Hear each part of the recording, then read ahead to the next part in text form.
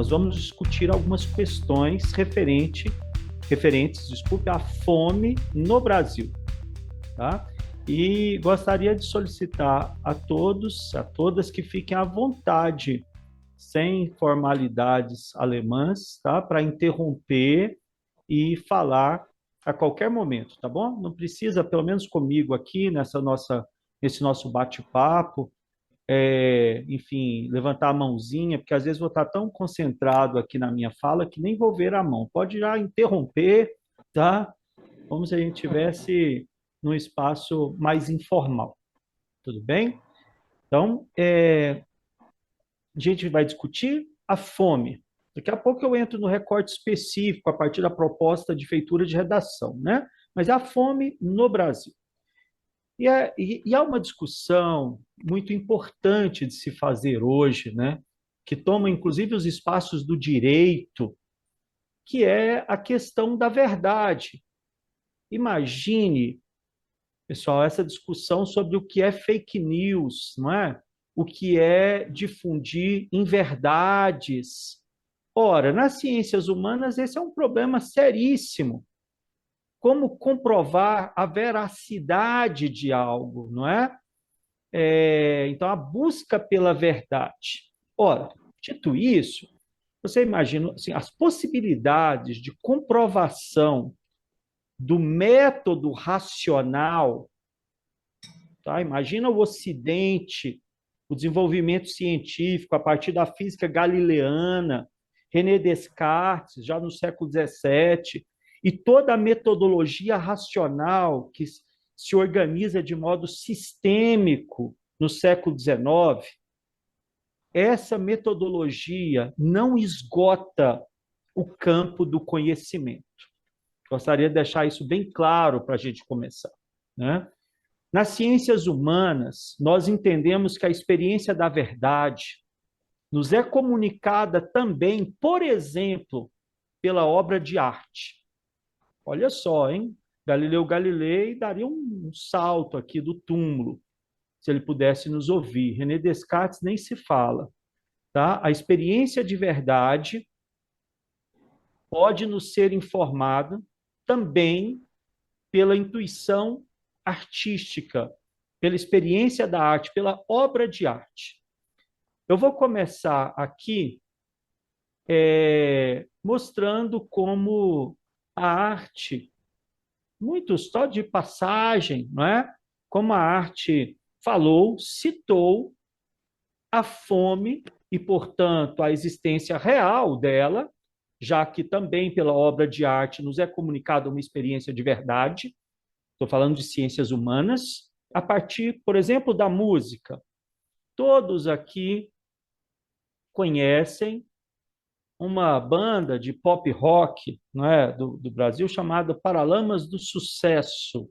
Em 1986, veja só, 1986, numa parceria com ninguém mais, ninguém menos que Gilberto Gil, o Herbert Viana e o Bi Ribeiro compuseram uma canção chamada A Novidade.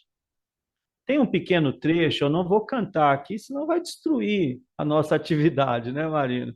Mas tem um trecho em que se fala: ó mundo tão desigual, tudo é tão desigual. Aí vem aquele terrível né? Oh, coisa terrível.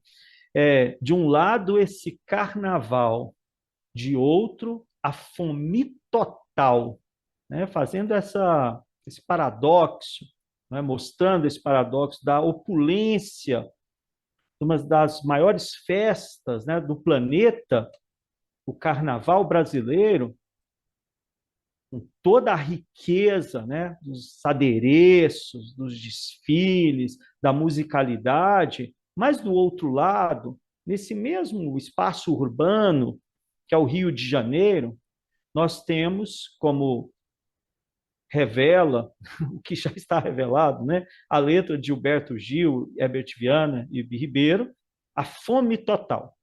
José Sarney foi eleito na chapa com Tancredo Neves em 1985, em eleições indiretas. Tá? Sarney era o vice. Chega a ser inacreditável. Um dia antes da posse, o Tancredo Neves passando mal, ele estava num dos prédios oficiais do governo militar, lá no Distrito Federal, que era a Granja do Riacho. Hoje, uma cidade administrativa lá, né, uma dessas unidades administrativas, que é o Riacho Fundo. E ele se sentindo muito mal, acompanhado do neto, né, o Aecinho, como era chamado, o Aécio Neves, acabou indo para o hospital à noite, quase meia-noite, e não saiu mais. Né? No dia seguinte, o Sarney tomou posse em caráter provisório e, simbolicamente, no dia 21 de abril, olha que loucura, hein? Na data de Tiradentes, né? 21 de abril, Tancredo Neves faleceria e o Sarney continuaria como presidente até o fim do mandato, tá? Então, era o José Sarney, período de democratização. Mas vamos sair do período de democratização e vamos ao período que o João Marcelo falou, o período do regime militar. Tá? O regime civil-militar, para dizer de modo mais acertado, creio, né? Em 1968, uma data muito emblemática, o então cantor de música popular brasileira, Geraldo Vandré, apresentou no Festival Internacional da Canção, tá? Que era transmitido pela TV Globo, festival que tinha grande audiência, ocorria no Rio de Janeiro, no Maracanãzinho, tá? E ele apresentou uma canção que também creio todos aqui conhecem, todas conhecem, para não dizer que não falei das flores. A letra fala: vem, vamos embora, que esperar não é saber. Quem sabe faz a hora, não espera acontecer. Nos seus estrofes, fala assim: pelos campos a fome, em grandes plantações. Eu acho incrível, né? O que a gente pode chamar aqui, como eu estou falando, a partir de um teórico alemão, que é Gadamer, tá? Um livro fabuloso chamado Método e Verdade, o que a gente chama de hermenêutica, tá bom? O que a gente pode chamar de experiência da verdade. O Geraldo Vandré falando, olha, pelos campos há fome em grandes plantações. Olha a poesia reveladora de uma verdade profunda na história do Brasil, não é? Você tem imensas plantações, mas há fome nesses mesmos espaços. Tá? Eu não vou projetar aqui, mas também é uma obra conhecida e vocês facilmente podem acessá-la aí alguma reprodução pela internet. Em 1968, antes vou voltar aqui, 1968, voltando a essa rasa história, só para localizar algumas coisas, quem era o presidente do Brasil em 1968? Costa e Silva, né? O segundo dos generais presidentes. Nós tivemos 5 generais presidentes: Castelo Branco, Costa e Silva, Emílio Garrastazu Médici, Geisel e Figueiredo, nesses 21 anos de regime civil-militar. Tá bom? Agora nós estamos no segundo deles, que é o Arthur da Costa e Silva. Tá?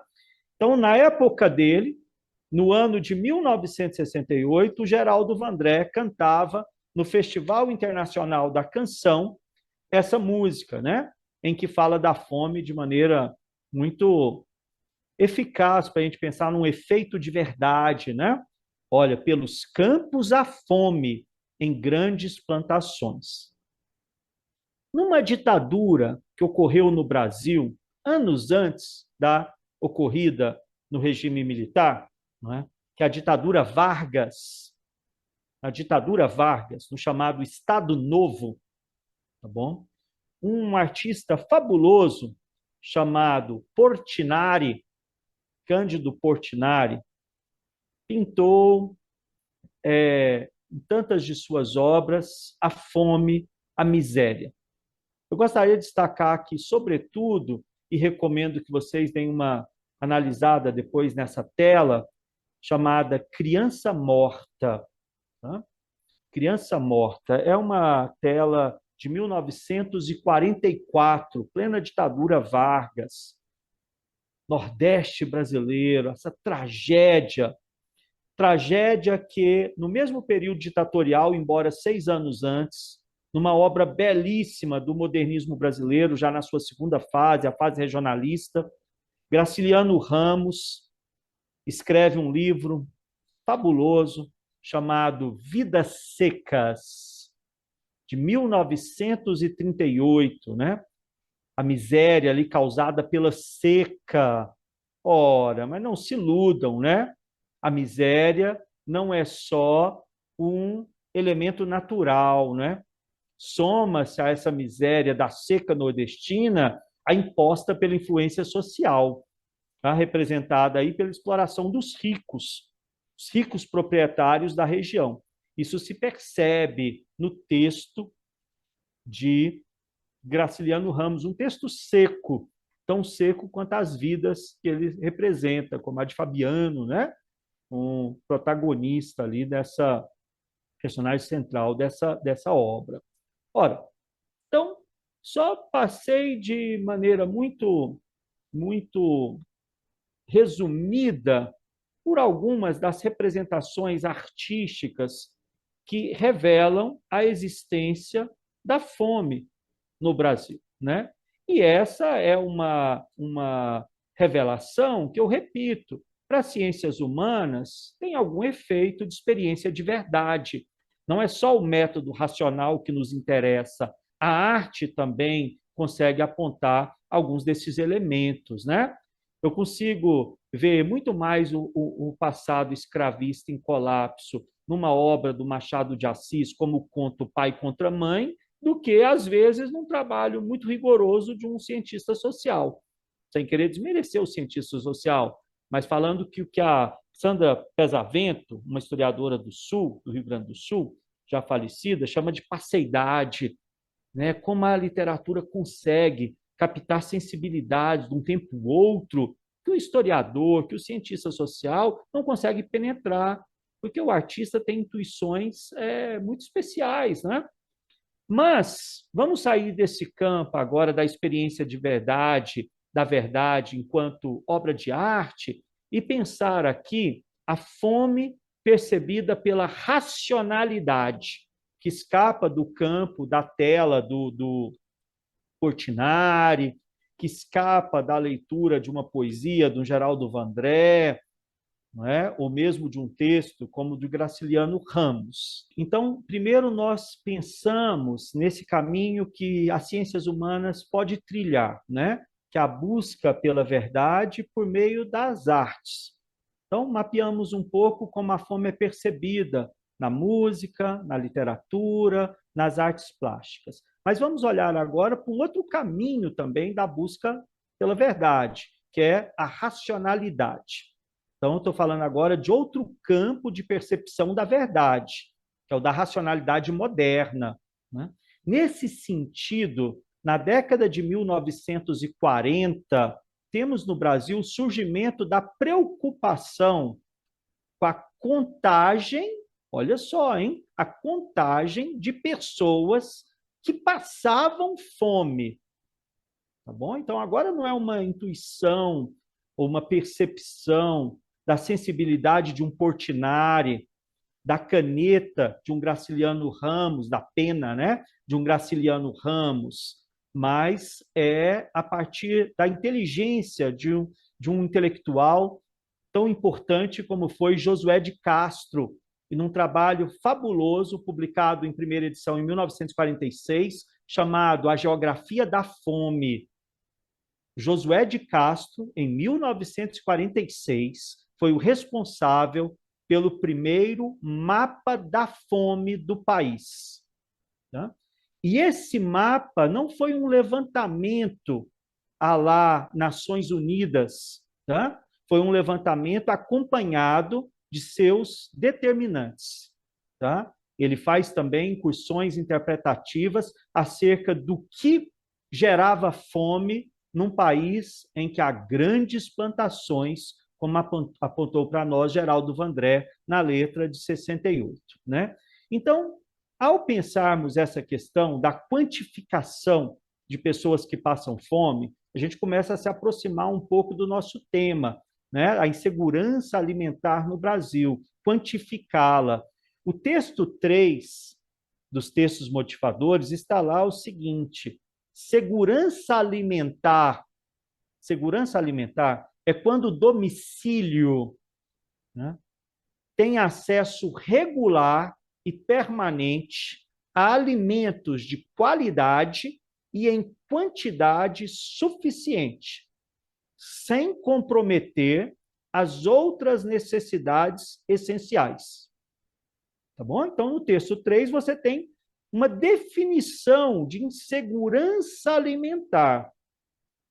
Né? Então, você tem... Por que uma definição de insegurança alimentar? Porque é o contrário da segurança.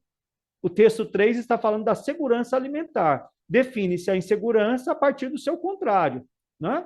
A segurança é quando o domicílio tem acesso regular e permanente a alimentos de qualidade. E a insegurança, o seu oposto, quando não se tem acesso. Tá? A ONU, então a Organização das Nações Unidas, né? Essa OI, essa organização internacional criada ali no apagar das luzes da Segunda Guerra Mundial, né? Hoje, de longe, a mais expressiva, a maior organização internacional do globo, a maior experiência desse tipo da história humana, não é? A ONU usava uma métrica para mensurar a fome nos países. Ela era conhecida como Mapa da Fome. É um nome feio, né? Mapa da Fome. Então, hoje a ONU deu uma... A gente falaria, nos anos 90, deu uma tucanizada nesse nome, mas acho que essa nova geração não entenderia esse jogo, né? Mas, enfim, então, não se fala mais hoje em mapa da fome, e sim em índice de subalimentação. Tá? Esse é o velho mapa da fome. Entendendo esse, então, índice de subalimentação como o quê? Né? Olha, então, olha só. O consumo habitual de alimentos de um indivíduo insuficiente para fornecer a quantidade de energia dietética necessária para manter uma vida normal, ativa e saudável.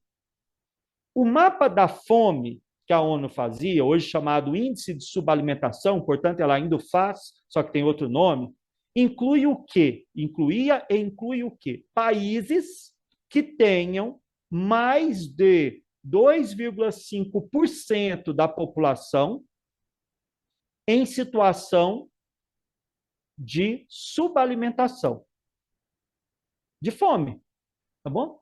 Que é, em outras palavras, essa dança dessas palavras acho terrível aqui, né? É o que a gente chama de insegurança alimentar grave. Não é a moderada, hein? É insegurança alimentar grave, que é o que estava no mapa da fome da ONU, hoje chamado de índice de subalimentação. Tudo bem? Então, você tem um mapa da fome no mundo, organizado pelas Nações Unidas. Os países que lá estavam, né, que estavam nesse mapa, ou que ainda estão com outro nome, são países que têm 2,5% ou mais de sua população com subalimentação, né? Ou seja, com a insegurança alimentar grave.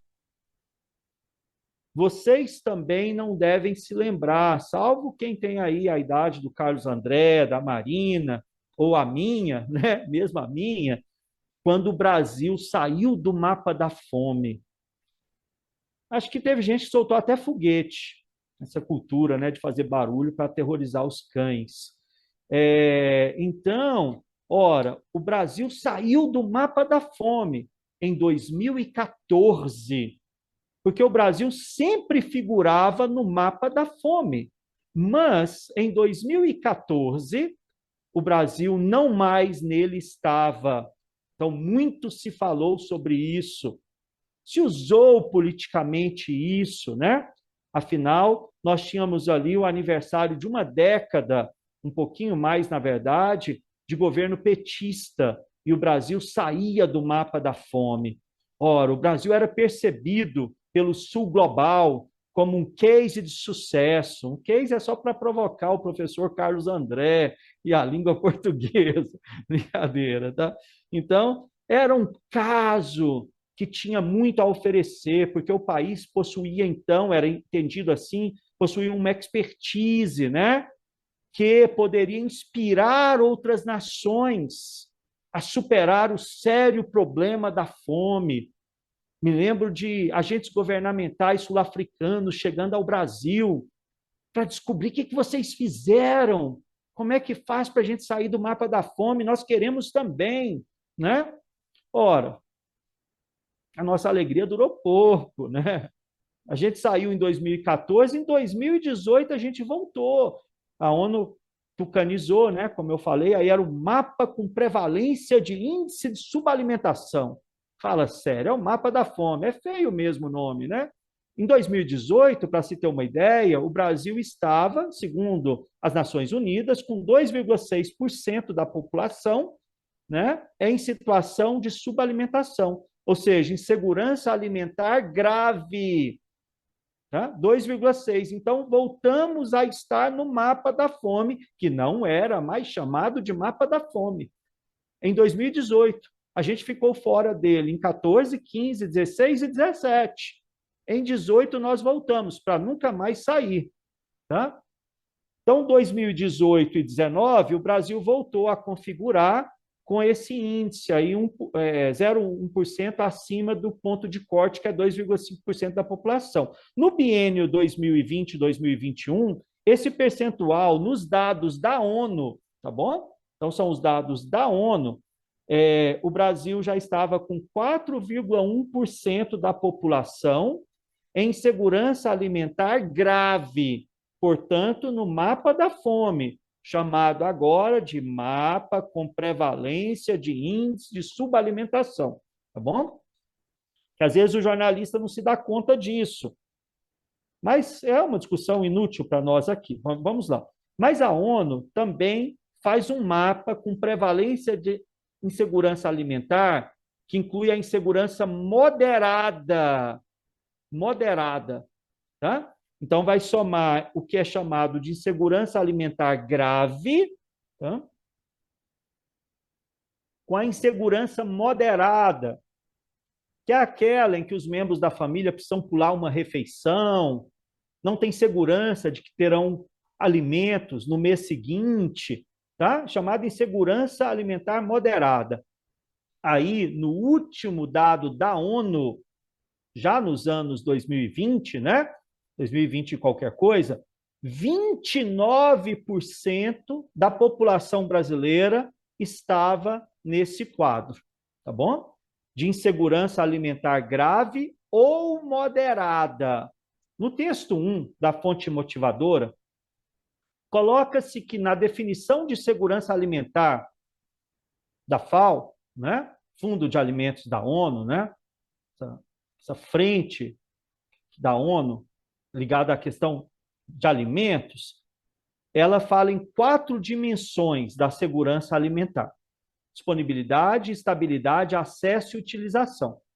Mas o texto 4 dos textos motivadores que você tem no seu material oferece a chave para que a gente possa localizar o problema no Brasil. E já está no texto motivador, né? Olha, o que a gente pode ler no texto 4? É preciso reconhecer que a insegurança alimentar no Brasil não decorre de uma falta de disponibilidade alimentar ou produção insuficiente de alimentos, mas sim pela falta de acesso à terra para a produção e ou renda para comprar alimentos. Continuando ainda a leitura do texto 4, hein? Texto motivador. A insegurança alimentar, que no Brasil, é resultado de ações políticas e de uma estrutura social que é guiada pela lógica do mercado e pelo monopólio das grandes corporações transnacionais. Um texto da Ana Carolina Matos, vice-presidente do Conselho de Segurança Alimentar e Nutricional do Rio Grande do Sul. Tá bom. Esse é texto motivador, não é? Então, a insegurança alimentar no Brasil é apontada aqui como resultado não do problema de disponibilidade, né? Da produção, acesso sim, né? Pela falta de quê? De acesso à terra e de recursos para comprar os alimentos. E aqui entra, então, que há o problema da forte desigualdade no Brasil. A gente precisa fazer essa ponte, né?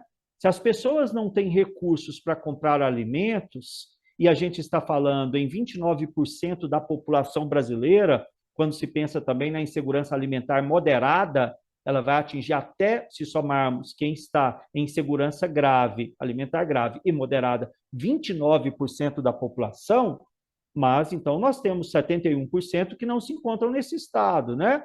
Ora, então nós temos aí o quê? Forte desigualdade socioeconômica, né? Nós temos insegurança alimentar. O texto motivador 4 aponta que é pela falta de renda e de acesso à terra, não é por outro motivo, tá? Ora, mas quem tem insegurança alimentar no Brasil? É um percentual da população, é um percentual muito alto. Mas há um percentual mais alto ainda que não se encontra nesse estado. Então, nós estamos falando de uma desigualdade, não é? Isso me parece óbvio. Vamos ver, então, a verdade por meio desse caminho, né? Os problemas oriundos da forte desigualdade social, então, nos é revelado também pela obra de arte, por mais suja que seja a arte, né? Como a gente pode pensar do movimento punk na periferia de São Paulo. Lembrando que, para os historiadores tradicionais de história da arte, o movimento punk foi o que houve de mais sujo na história da arte. É uma visão um tanto preconceituosa, né? Mas, enfim, no Brasil, nos anos 80, o movimento punk aparece como expressivo assim de uma cultura de periferia de grandes centros urbanos, sobretudo São Paulo, né? E ali em São Paulo surgiu uma banda punk intitulada Garotos Podres, né? Banda punk, não é Sandy Júnior lá dos anos 90, né? Não é Pato Fu. Então, o nome da banda é Garotos Podres. Então, em 1985, essa banda gravou um disco, né? Na época se dizia assim, não sei hoje qual a expressão, em que havia uma canção chamada Papai Noel Velho Batuta. E nessa canção, a letra diz o seguinte, lembre-se que é uma banda punk, tá?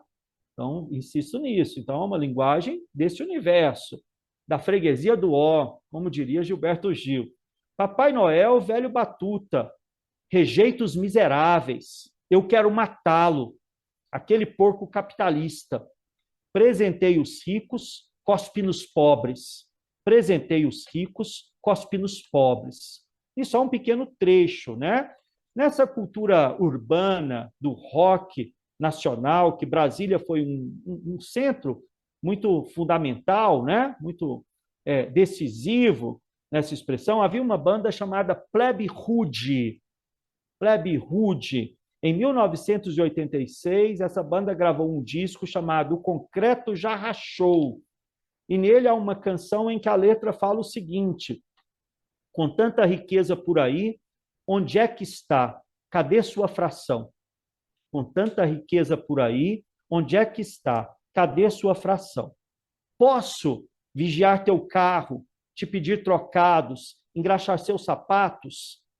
Não é nossa culpa, nascemos já com uma benção. Mas isso não é desculpa pela má distribuição. Com tanta riqueza por aí, onde é que está? Cadê sua fração?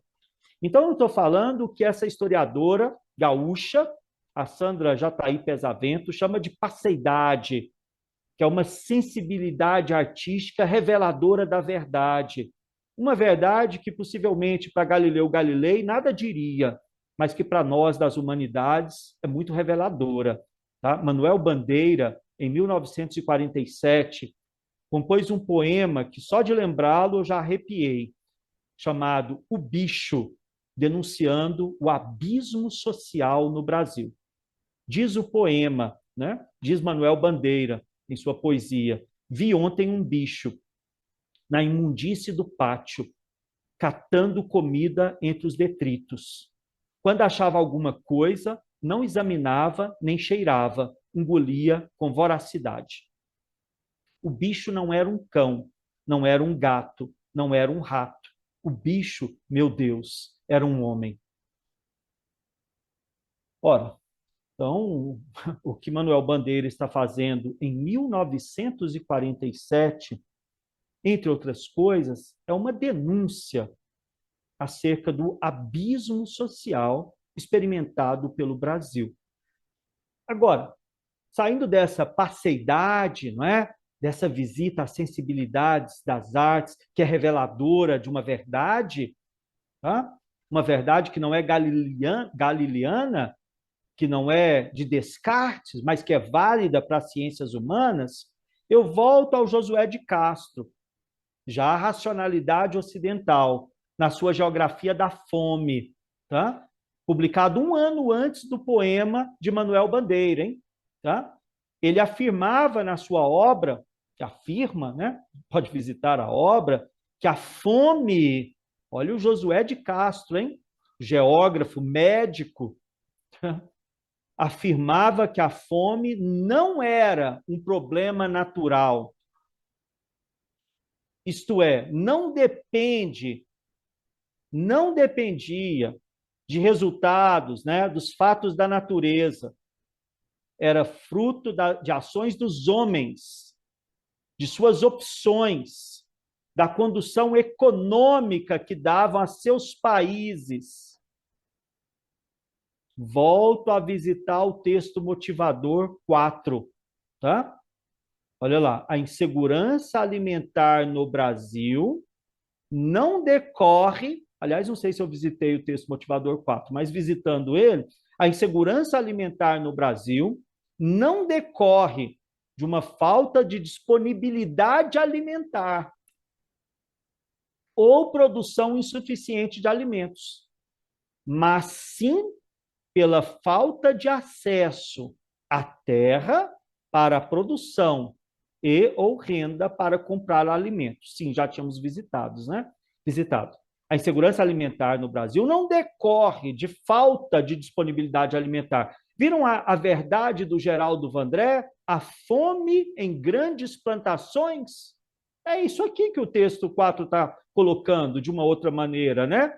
O problema da fome não é falta de alimentos ou produção insuficiente, é falta de recursos, falta de renda para se adquirir os alimentos. Atualmente, por parte de 29% da população brasileira, ao menos no que é chamado insegurança alimentar moderada, tá? Ora, então aí vem uma questão, não é? As soluções para eliminar essa tragédia deveriam partir, segundo Josué de Castro, mais uma vez, uma obra seminal, tá bom? De uma abordagem ampla, porque ele fala, olha essa passagem do Josué de Castro, a fome é a expressão biológica dos males sociológicos. Olha só, hein? A fome é a expressão biológica dos males sociológicos. Qual é a ideia central aqui? O combate à desigualdade socioeconômica. Eu não vou fazer essa comparação aqui com os dados coletados e tal.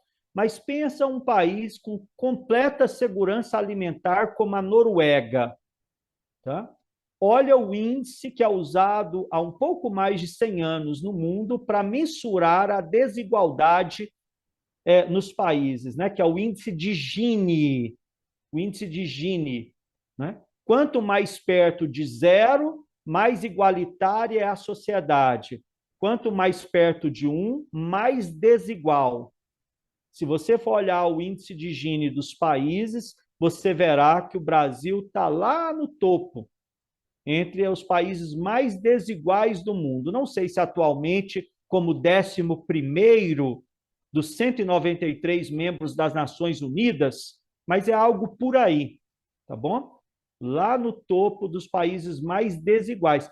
E em 1946, esse médico, geógrafo, intelectual, Josué de Castro, já nos apontava para qual é o caminho para solucionar o problema: combater a desigualdade socioeconômica. Ora, então, olhem só, o problema da fome do Brasil encontra-se num único campo, o campo da política. Ele está no único campo. Solucionar este problema se dá no embate da política. Ora, mas para a gente entrar nessa seara, para que a gente entre nesse campo, acho que é preciso que a gente visite uma consistente tradição intelectual. Para a gente entrar em qual campo? O campo da política, onde o embate para dirimir ou resolver o problema da fome num país em que há grandes plantações como o Brasil, pode se dar, né? Nesse campo da política. Ora, e aqui, quando a gente olha na tradição, que eu estou chamando de consistente do pensamento intelectual, sobretudo ocidental, não é? Os vocábulos direita e esquerda são centrais para que a gente consiga situar o debate político. A gente está pensando, então, no campo da política, né? No campo da política. E para gente localizar esse debate, eu estou falando da tradição intelectual e tentando balizar o debate a partir da díade que há mais de 200 anos baliza o debate político no Ocidente, quiçá no mundo, direita e esquerda. Né? Hoje, no Brasil, é tão difícil discutir isso que as pessoas a visão delas, a visão está ofuscada, né, por uma, sei lá, uma hipnose, um fanatismo. Não vou entrar nesse debate agora, mas, enfim, vou entrar aqui confiando, né, na qualidade intelectual, na capacidade cognitiva de todos que estão aqui, né? Ora, então, eu vou citar, partir de intelectuais reconhecidos, para não me colocar nessa seara, tá bom? Tem um filósofo estadunidense, para quem acha que Estados Unidos só produz Big Mac, tá? E Pateta, tá bom? Tem um intelectual estadunidense, professor do MIT, tá bom? Em Boston, não é? O Instituto de Tecnologia de Massachusetts, que é Noam Chomsky. Esse filósofo é fabuloso, tá? Ele publicou um livro décadas atrás, 3 décadas atrás. Quando eu li, inclusive, estava na graduação há muito tempo, chamado Clube dos Ricos. Clube dos Ricos. Noam Chomsky, nesse livro, ele aborda que a distinção entre direita e esquerda é claríssima. Tá? É claríssima. Como ele fala? Como é essa distinção claríssima? A esquerda está do lado dos pobres e a direita do lado dos ricos. Ponto. Ponto. Quem está falando isso é o professor Carlos André? Não. É a nossa diretora Marina? Não. Tá? Estou falando de um filósofo, professor do MIT, tá? Na cidade de Boston, portanto, vizinha da querida Harvard University, também em Boston, né? Nas proximidades, periferia de Boston. Ora, que é Chomsky. Como ele define de maneira lapidar direita e esquerda? A esquerda está do lado dos pobres, a direita do lado dos ricos. Ponto. Ora, se você pegar os últimos rankings de universidade, tá? Harvard não está em primeiro lugar. Talvez na visão dos brasileiros, né? Mas em todos os últimos anos, a Universidade de Oxford, no Reino Unido, figura em primeiro lugar. Lá havia um antropólogo fabuloso, professor, eu falo havia porque ele já faleceu, chamado Louis Dumont. Tá? professor na universidade, ex-professor, né? Na Universidade de Oxford, a melhor universidade do planeta Terra. Tá? Escreveu um ensaio na mesma época que Chomsky escreveu o Clube dos Ricos, não no mesmo ano, mas na mesma década, chamado A Direita e a Esquerda, é o nome desse texto dele. Um antropólogo francês, Louis Dumont, ex-professor na Oxford University, tá bom? Ora, ele dispõe ali as várias esquerdas, porque não existe uma esquerda, existem várias esquerdas, né? Numa mesma família, que ele chama de a família igualitária. Assim, para Louis Dumont, ex-professor da Universidade de Oxford, então tem os lugares de fala que oferem poder simbólico a essas falas. Não é fácil ser estudante em Oxford, mas é um pouco mais difícil ser professor titular lá, como era o Louis Dumont. Tá? Então, ele tem um lugar de fala privilegiado. Né? As esquerdas, segundo ele, pautar-se-iam no reconhecimento que existem desigualdades injustificáveis e, consequentemente, pautariam suas lutas, né? As esquerdas, sua luta política, suas lutas políticas, no combate a essas desigualdades injustificáveis. Já a direita, segundo Louis Dumont, tá? Ou as direitas, que também não há só uma direita, tá? Consideram as desigualdades como naturais, inevitáveis e, diga-se, invioláveis. As direitas veem a desigualdade como inviolável. Tá? E agora vou para um cientista político italiano, mais conhecido de nós, porque ele por 2 vezes esteve como professor visitante da nossa querida Universidade de Brasília, a UNB, já falecido também, era professor emérito da Universidade de Turim, no Piemonte italiano, não é? Norberto Bobbio, filósofo, também já falecido, ex-professor da Universidade de Turim, ex-professor visitante da UNB, numa obra que eu acho que não hesitaria em chamá-la de já clássica, uma obra clássica da ciência política, chamada Direita e Esquerda. Direita e Esquerda. Ele afirma que a regra da esquerda é a inclusão, salvo exceções. E a regra da direita é a exclusão, salvo exceções. Pronto, balizamos aqui a díade direita e esquerda para a gente entrar no campo da política. Segundo Bobbio, a direita promove exclusão, a esquerda promove inclusão. Segundo Chomsky, a esquerda luta pelos interesses dos pobres, a direita pelos interesses dos ricos. Para Louis Dumont, a esquerda é da família igualitária, a direita acha que a desigualdade é inviolável, é natural. Ponto. Direita e esquerda está pautado aí acho que esses 3 pensadores já dão bem o tom, querendo ou não, os cidadãos brasileiros, tá bom? No pensamento ocidental. É por aí que se pensa o campo da política, tá? Desde pelo menos o final do século XVIII vai se tecendo isso. Ora, se o nosso tema, não sei se é essa a expressão que vocês usam para chamar aqui, o desafios para o combate à fome, né? E à insegurança alimentar no Brasil, falta de disponibilidade de abastecimento de alimentos e ou condição de pobreza populacional. Aí eu perguntaria, de modo mais objetivo para vocês, depois de ter feito essas incursões, qual é a nossa causa principal para a fome?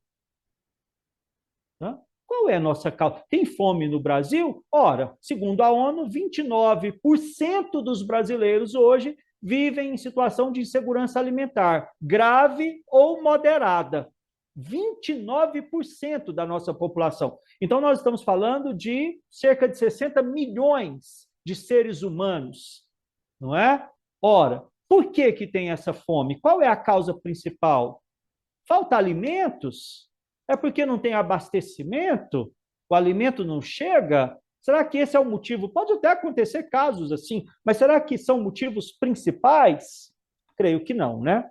Ora, ou é a condição de pobreza dentro da lógica de mercado que nós vivemos? Claro que sim. A condição de pobreza é a nossa causa principal para a fome. Agora, eu perguntaria de maneira direta e simples, como acabar com a pobreza? Uma outra pergunta eu colocaria, com inclusão ou exclusão? Como acabar com a pobreza? Com políticas que promovem inclusão ou com políticas que favorecem a exclusão? Ora, se a resposta é com políticas de inclusão, então a gente está falando de um espectro político que passa necessariamente pelas esquerdas. Tá? Ora, como acabar com a pobreza? Tá? Com mais igualdade ou com mais desigualdade? Se a resposta é com mais igualdade, então isso passaria por uma política de esquerda, segundo Louis Dumont, ex-professor de Oxford. Né? Como acabar com a pobreza? Defendendo os interesses dos ricos ou o interesse dos pobres? Se a resposta é defendendo os interesses dos pobres, então, segundo Chomsky, é com política de esquerda que se pode combater, se acabar com a pobreza. Tá? Então, a resposta está dada, não é? Acabar com a fome no nosso sistema é acabar com a pobreza. Tá? Acabar com a fome é acabar com a pobreza. No sistema que nós temos, né? De mercado, um sistema que, grosso modo, nós podemos chamar de capitalista. É uma expressão muito genérica, mas que diz alguma coisa. Né? E aí, como que eu encaminho para uma conclusão, mas depois quero pensar alguns pontos. Né? Somente uma esquerda com efetivo poder, governo e poder, vocês sabem, talvez desde quando tinham 10 anos de idade, que são coisas bem distintas, né? Você está no governo não significa que você detém o poder maior, né, de executar políticas públicas, não é? Então, somente uma esquerda com efetivo poder, somente uma esquerda ética e com capilaridade social. O que é na sociologia capilaridade? Aqui tem a penetração mesmo, né? Não baseada num ídolo salvador, mas nas ideias fortes, consistentes, sólidas, independente do personagem.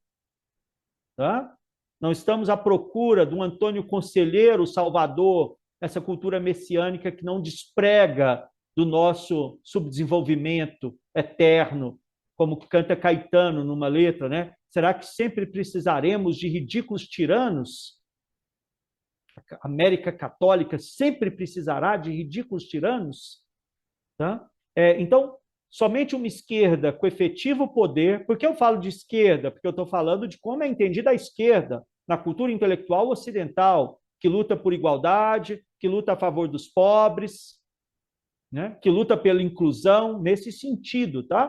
Não estou falando de PT, tá bom? A gente está no campo das ideias aqui. Ora, somente uma esquerda com efetivo poder, somente uma esquerda ética, com capilaridade social, poderia fazer intervenções necessárias para extirpar esse flagelo da vida brasileira. Mas agora vem a questão que nos coloca no mundo real. Vamos para o mundo real. O mundo material, o mundo das ideias é também real, né? Mas vamos para um outro campo, o campo da concretude material. Na nossa história política recente, vamos pensar aqui nos nossos na última década, é a esquerda ou a direita, preferiria chamar de extrema direita, que se fortaleceu. Quem se fortaleceu? E a gente começa a entender por que nós voltamos para o mapa da fome. O problema está na política. Tá? Ora, na nossa história política recente, Foi a esquerda ou a extrema-direita que se fortaleceu? A resposta é óbvia, a extrema-direita. Né? Então, a extrema-direita se fortaleceu. E aí, como eu concluo esse trecho, né? Conscientemente ou não, ou seja, de forma consciente ou não, a sociedade brasileira escolheu manter a velha Casa Grande e Senzala. Tá? Ou, atualizando o passado, escolheu manter a fome em grandes plantações.